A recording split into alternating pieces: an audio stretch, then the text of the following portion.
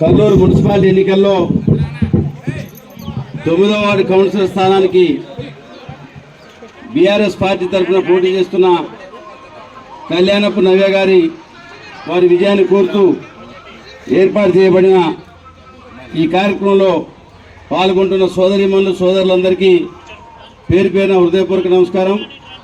ఈ కార్యక్రమంలో పాల్గొంటున్న మన మాజీ జెడ్పీటీ సభ్యులు కట్ట అజయ్ గారికి, అంజయ్ గారికి, ఇతర పెద్దలకు మీ అందరికీ నా హృదయపూర్వక నమస్కారం తెలియజేస్తూ, గతంలో ఈ గ్రామం యొక్క అభివృద్ధి కానీ గ్రామ పంచాయతీగా ఉన్నప్పుడు కొండలరావు గారు సర్పంచ్గా ఈ గ్రామంలో ఆ రోజు శాసనసభ్యుడిగా నేనున్నప్పుడు ఏం అభివృద్ధి జరిగింది ప్రజల్ని గమనించుకోమని చెప్పి విజ్ఞప్తి చేస్తున్నాం. నాకు తెలిసినంత వరకు ఈ గ్రామంలో అన్ని సీసీ రోడ్ల నిర్మాణం మేమే పూర్తి చేసినాం. బహుశా ఈ 2 సంవత్సరాల కాలంలో ఒక రోడ్డు వాళ్ళు పోస్తే పూసి ఉండొచ్చు. ప్రధానంగా గతంలో గ్రామ పంచాయతీగా ఉన్న ఈ లోకవరం గ్రామాన్ని కల్లూరు మున్సిపాలిటీలో కలపడం జరిగింది. దానివలన ఇది ఒక మున్సిపల్ వార్డుకు ఇప్పుడు ఎన్నికలు జరుగుతున్నాయి. కల్లూరుకు చాలా దూరంలో మన లోకవరం గ్రామం ఉంది. అదే కల్లూరు ఆనుకొని నారాయణపురం ఉంది. పొంగులేడి గారు దాన్ని మాత్రం గ్రామ పంచాయతీ ఉంచిండు, ఇది దూరంగా ఉన్న దాన్ని మాత్రం మన మున్సిపాలిటీ కలిపాడు. కల్లూరు క్రాస్ రోడ్లో సోదర గారి ఓట్ల వరకు నారాయణపురం పంచాయతీ, అది మాత్రం కల్లూరులో ఆనుకొని ఉన్న మాత్రం పంచాయతీ ఉంది నారాయణపురం. మనది కల్లూరుకి ఎంత దూరం? 7 కిలోమీటర్లు ఉన్న మన ఊరిని మున్సిపాలిటీ కలిపింది. గ్రామ పంచాయతీగా ఉంటే ఇప్పుడు ఎన్నికలు జరిగాయి, ఇంకా మంచిగా ఉండేది. సరే, ఇప్పుడు మున్సిపాలిటీలు కలిపినా ఇబ్బంది లేదు. కాకపోతే వాళ్ళు ఎంత స్వార్థపూరితంగా ఈ మున్సిపాలిటీలో గ్రామాలు కలపడం జరిగిందో మీరు గమనించండి. ఇవాళ కల్లూరు మున్సిపల్ పరిధిలోనే మనం చాలా అభివృద్ధి కార్యక్రమాలు శాసనసభ్యుడిగా మీ అందరి సహకారంతో 15 సంవత్సరాలు సత్తుపల్లి నియోజకవర్గానికి శాసనసభ్యుడిగా ఉండటం జరిగింది. ఈ 15 సంవత్సరాల కాలంలో కల్లూరులో మీరు ఎవరైనా అడ్డ రోడ్డుకు పోతుంటే కొత్త బిల్డింగ్ కనపడుతుంది, హాస్పిటల్, 50 పడకల హాస్పిటల్. అది నిర్మాణం పూర్తి చేసి నేను ఎమ్మెల్యేగా ఉన్నప్పుడు పూర్తి చేస్తే 2 సంవత్సరాలైంది కాంగ్రెస్ పార్టీ అధికారంలోకి వచ్చి అది ప్రారంభించలే, ప్రజలకు ఆరోగ్య సేవలు అందించట్లే. కల్లూరులో ఇటు ఊరు బయట బస్ స్టాండ్ కట్టించినాం, అటు స్టేడియం కట్టించినాం, ఎస్సీ ఆఫీసు కట్టించినాం, ముస్లిమ్స్కి షాదీఖానా కట్టించినాం, కమ్యూనిటీ హాల్స్ కట్టించినాం. అక్కడ కల్లూరులో మన గ్రామంలో అనేక సీసీ రోడ్ల నిర్మాణమే కాదు, ఎన్నో సంవత్సరాలుగా ఎదురు చూస్తున్న నూతన కళ్ళు మన లోకారం రోడ్డును కూడా పూర్తి చేయించింది నేనే. అది దయచేసి గమనించండి. మేము శివాలయానికి నూతన కళ్ళు మహాశివరాత్రికి ఎప్పుడు వచ్చినా వాళ్ళు అడిగేవారు మాకు రోడ్డు పోయాలని. ఒక బ్రిడ్జి ఒక్కటి కాలే కానీ రోడ్డు పూర్తి చేయించినాం. అది ఎవరు చేయించారు మీరు అందరూ గమనించండి. మరి 2 ఏళ్ళు అయింది అక్కడ బ్రిడ్జి కావాలని కాంగ్రెస్ ప్రభుత్వం ఏమైనా ఆలోచన చేసిందా? రైతు సోదరులు వ్యవసాయ పొలాలు ఉన్నాయి, ఇబ్బంది పడుతుండ్రు, పోతుండ్రు, ఎంతోమంది ఎన్ని ఇబ్బందులు పడుతున్నారు. ఆ పనికి పూర్తి చేయాలని కానీ ప్రారంభించాలని కానీ ఆలోచన వచ్చిందా? వాళ్ళకి రాలా. ఈ ఎన్ఎస్పి కాలువ మీద మనకి ఇరుకు బ్రిడ్జి ఉంటుంది, అది మరి ఎడల్పు చేయాలని ఆలోచన వాళ్ళకి వచ్చిందా? రోడ్డు కావాలంటే అప్పుడు ఫార్మేషన్ మనమే చేయించినాం, పాస్బుక్లు ఇప్పించినాం, ట్రాన్స్ఫారాలు 20 ట్రాన్స్ఫారాలు ఒకేసారి వేయించినాం. కాబట్టి ప్రజల కోసం సేవ చేయాలని తపన ఉండాలి, పదవులు ఉన్నా లేకపోయినా. ఇవాళ కొండలరావు గారి గతంలో మరి సర్పంచ్గా ఇక్కడ పనిచేశారు. వారు నిత్యం ఇక్కడ ధాన్యం కొనుగోలు, రైతాంగానికి సంబంధించి ఏం చేయాలన్నా, లేకపోతే రైతులకు సంబంధించిన కానీ ఇతర వర్గాలకు సంబంధించి కానీ ఇక్కడ ముదిరాజు సోదరులు కూడా ఎక్కువ మంది ఉంటారు, మత్స్య కార్మికులు కూడా. గతంలో కేసీఆర్ గారు చెరువులో చేప పిల్లలు పోపించడం, వలలు ఇవ్వటం, మోపెడ్స్ ఇవ్వటం, అవన్నీ చేసేవారు. ఇలా ఆ ముదిరాల గురించి పట్టించుకునే వాళ్ళు లేరు. కేసీఆర్ గారు ఉన్నప్పుడు ఎప్పుడైనా రైతు బంధు ఆగిందా? దయచేసి రైతు సోదరులు ఆలోచించండి. ఇప్పుడు మనకి వ్యవసాయ సీజన్ 2వ ఎండాకాలం నడుస్తుంది, ఇంకొక 15 రోజులు అయితే కోతలు మొదలవుతాయి. మరి రైతు బంధు పడదా? కేసీఆర్ గారు ఉన్నప్పుడు ఎప్పుడైనా రైతు బంధు ఒక సీజన్కైనా ఆగిందా? దయచేసి మీరు ఆలోచించమని చెప్పి కోరుతున్నా. చాలామంది ఏమనుకున్నారంటే కేసీఆర్ గారి కంటే ఇంకా మంచి పథకాలు, మంచి కార్యక్రమాలు మరి కాంగ్రెస్ పార్టీ వాగ్దానం చేసింది. రైతు బంధు 12,000 చేస్తామని చెప్పారు. మరి కేసీఆర్ గారి కంటే బాగుంటుందేమని చెప్పి రైతులు కొంతమంది కాంగ్రెస్ పార్టీని గెలిపించారు. అదేవిధంగా కళ్యాణ లక్ష్మి పథకం కింద పెళ్ళిళ్ళైన అమ్మాయిలకు 1,116 రూపాయలు కేసీఆర్ గారు ఇస్తే నేను చీరబెట్టి ఇంటికి పంపేవాడిని. మీ గ్రామంలో కూడా చాలామంది పెళ్ళిళ్ళు అయితే నేనే వచ్చిన. వాళ్ళు ఏమనుకున్నారంటే కేసీఆర్ గారు ఇచ్చే 1,116 రూపాయలు కాదు, తులం బంగారం ఇస్తామని చెప్పి మహిళలకు వాగ్దానం చేశారు. ఇప్పుడు 2 సంవత్సరాల పెళ్ళిళ్ళు కాలేదు. ఎక్కడన్నా ఒక్క పెళ్లి కాకుండా ఉందా గ్రామాల్లో? ఇవాళ బంగారం ఎంతకు పోయింది రేటు? ఈ ప్రభుత్వం ఇచ్చే పరిస్థితి కనపడుతుందా? 2 తులాలు. మహిళలకు బస్సు అని పెట్టిరు. మన ఊరికి బస్సే రాదు, మీరు ఆటోలో పోవటమే. మీకు ఆ బస్సు సౌకర్యం కూడా మీకు అందుబాటులో లేదు. మీరు ఆటోలో పోవాలా, లేకపోతే ఎవరైనా బండి ఉంటే బండ్ల మీద పోవాలా. అంటే నేను మీకు విజ్ఞప్తి చేసేది, కేసీఆర్ గారి ప్రభుత్వం యొక్క పరిపాలనకు ఈ 2 సంవత్సరాల 8 నెలల పైన అయింది. సుమారు 30 నెలలు అయింది ఈ ప్రభుత్వం. ఇంకొక సంవత్సరం ఉంది, తర్వాత సంవత్సరం ఎన్నికలు. ఇక ప్రజలు మార్పు కోరుతూ ప్రజలు ఆలోచించే సమయం.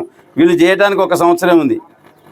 కళ్యాణ లక్ష్మి తులం బంగారం లేదు, రైతు బంధు పెంచింది లేదు, మహిళలకు 2,500 రూపాయలు అకౌంట్లో వేస్తామని చెప్పి వాళ్ళు వేసింది లేదు. ఆసరాకు సంబంధించి ఇక పెన్షన్ కేసీఆర్ గారు ఇచ్చే 2,000 4,000 చేస్తారంటే చాలామంది నమ్మి 4,000 వస్తుంది అనుకున్నారు. ఆ 2,000 రూపాయలు తప్ప 4,000 పెంచలే. పనిచేస్తున్నారు. మధ్య మధ్యలో అధికారంలో వచ్చిన తర్వాత మన గ్రామాల్లో చెప్పిన ఏ ఒక్క హామీ కూడా సక్రమంగా అమలు చేయలే. దయచేసి మహిళలు గమనించాలి, గ్రామ ప్రజలు కూడా గమనించండి. 2.5 సంవత్సరాల కాలంలో వాళ్ళు ఇచ్చిన అనేక హామీలను విస్మరించి ఏ వర్గాన్ని కూడా సంతృప్తిపరచకుండా చేసిన పరిస్థితికి గమనించమని చెప్పి కోరుతున్నాను. అదేవిధంగా ఇది గ్రామ పంచాయతీ ఉన్నట్టయితే ఉపాధి హామీ పథకం కింద సంవత్సరానికి 80 లక్షలు మనకు పని దినాలు దొరికి 80 లక్షల రూపాయల పనులు జరిగేది. ఇలా మున్సిపాలిటీ అయితే ఈజీఎస్ పనులు రావు, మీకు ఉపాధి హామీ పనులు రాదు మున్సిపాలిటీలో. అది కూడా మనకి అన్యాయం చేశారు. అందుకనే మనం భవిష్యత్తులో మళ్ళీ తిరిగి మీ మనోభావాలకి అనుకూలంగా ఇది మున్సిపాలిటీ వద్దు పంచాయతీ చేయాలంటే అది మళ్ళీ కేసీఆర్ గారు ముఖ్యమంత్రి అయితేనే సాధ్యమైంది, ఇప్పుడు కాదు. ఉపాధి హామీ పోయింది, కళ్యాణ లక్ష్మి పోయింది, తులం బంగారం పోయింది, 2,000 4,000 పోయింది, దివ్యాంగుల పెన్షన్ పెంచడం పోయింది, మహిళల అకౌంట్లో 2,500 పోయింది. ఇవాళ ఉపాధి అదే చెప్పింది, ఉపాధి హామీ కరువు పని పోయింది. లాస్ట్కి యూరియా కోసం మళ్ళీ కొట్లాడుకునే పాత రోజులు గుర్తు తెచ్చారు. కేసీఆర్ గారు ఉన్నప్పుడు ఎప్పుడైనా యూరియా కోసం మనం లైన్లలో నిలబడ్డామా? మళ్ళీ గత 2-3 సీజన్ల నుంచి యూరియా కోసం మనం పెద్ద ఎత్తున కష్టాలు పడుతున్నాం. అంటే రైతులకు సంబంధించిన ఏ ఒక్క ముందు జాగ్రత్త చర్య కూడా తీసుకోకపోవటం వల్ల ఇవాళ అన్ని రకాలుగా ప్రజలు ఇబ్బంది పడుతున్నారు. అందుకనే ఓటు అనే ఒక ఆయుధం మన ముందు ఉన్నది. ఈ ఆయుధం ద్వారా గత 30 నెలల కాలంలో ప్రభుత్వం చేపట్టిన ఈ యొక్క ప్రజా వ్యతిరేక చర్యలను గమనించి గతంలో మీ గ్రామంలో జరిగిన పని మీ అందరిని కూడా గుర్తుంచుకోమని చెప్పి కోరుతున్నాం. గతంలో ఈ గ్రామ అభివృద్ధి కోసం ఏం చేశాం, అదేవిధంగా ఈ గ్రామంలో ప్రజలకు సంబంధించి ఏ విధంగా అందుబాటులో ఉండటం జరిగింది. ఎవరైతే మున్సిపల్ కౌన్సిలర్గా మన ప్రజలకు సేవ చేసే అవకాశం మంచిగా జరుగుతుందో మీరు ఆలోచించుకునే సమయం వచ్చింది. ఇది ప్రజా తీర్పు మళ్ళీ 5 సంవత్సరాలకు ఒక్కసారి వచ్చేదే. ఎందుకంటే కాంగ్రెస్ పార్టీని చూడాలా, 10 సంవత్సరాలు కేసీఆర్ గారిని చూసినాం. ఒక్కసారి మరి తులం బంగారం అంటుండు, 4,000 పెన్షన్ అంటుండు, దివ్యాంగులకు 6,000 అంటున్నాడు, మహిళలకు 2,500 స్కీమ్ అంటున్నాడు. ఇట్లా చాలా కార్యక్రమాలు పెడుతున్నాడు. మనం ఒకసారి ఎందుకు 2 సార్లు చూసినాం కదా, చూద్దామని చెప్పి మనం మోసపోవడం జరిగింది. తిరిగి ఈరోజు మళ్ళీ మనం కనుక పొరపాటు చేస్తే 5 ఏళ్ళు ఈ గ్రామాభివృద్ధి కుంటుపడుతుంది. ఇవాళ రాజ్యాంగబద్ధంగా మనకు రావాల్సిన నిధులు కొట్లాడాలన్నా బలమైన వ్యక్తి వార్డు కౌన్సిలర్గా ఉండాలి.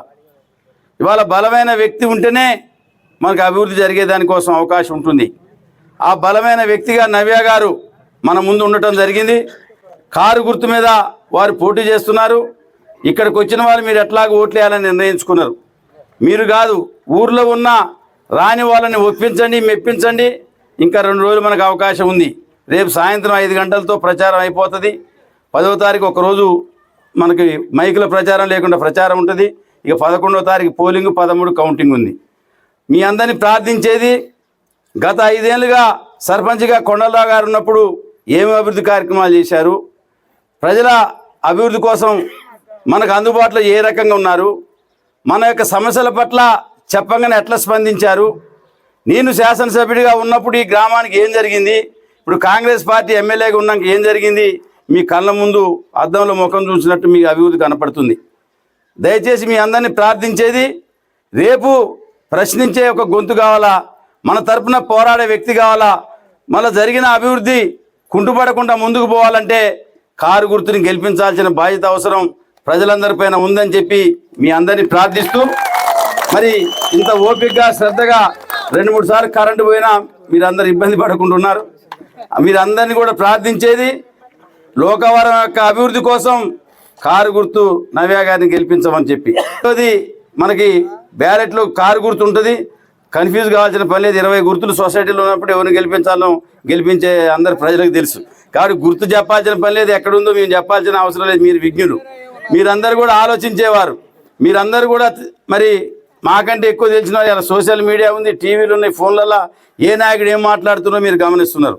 కల్లూరులో ఏం జరిగిందో నేను ఎమ్మెల్యేగా ఉన్నప్పుడు మీరు చూశారు. ఈ 2 ఏళ్లలో ఒక్క పెద్ద పని కల్లూరు మున్సిపాలిటీ పరిధిలో వాళ్ళు ఏం చేయలే, మన గ్రామాల్లో ఏం చేయలే.